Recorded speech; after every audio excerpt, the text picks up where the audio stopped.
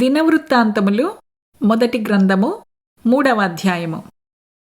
దావీదునకు హెబ్రోనులో పుట్టిన కుమారులెవరనగా, యెజ్రెయీలురాలైన అహీనోయమునకు పుట్టిన అమ్నోను జ్యేష్ఠుడు, కర్మెలీయురాలైన అబీగయలునకు పుట్టిన దానియేలు రెండవవాడు, గెషూరు రాజైన తల్మయి కుమార్తె అయిన మయాకాకు పుట్టిన అబ్షాలోము మూడవవాడు, హగ్గీతు కుమారుడైన అదోనియా నాల్గవవాడు, అబీటలు కనిన షఫటియా ఐదవవాడు, అతని భార్య అయిన ఎగ్లా కనిన ఇత్రయాము ఆరవవాడు.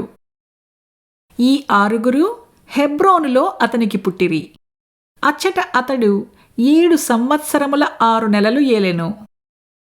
యెరూషలేములో 33 సంవత్సరములు ఏలెను. యెరూషలేములో అతనికి పుట్టిన వారెవరనగా, అమ్మీయేలు కుమార్తె అయిన బెత్షెబా వలన కలిగిన షిమ్యా, షోబాబు, నాతాను, సొలొమోను అను నలుగురు.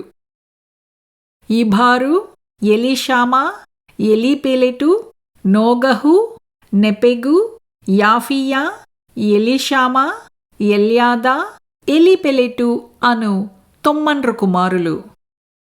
ఉపపత్నుల వలన కలిగిన వారు కాక వీరందరూ దావీదునకు జనమైరి.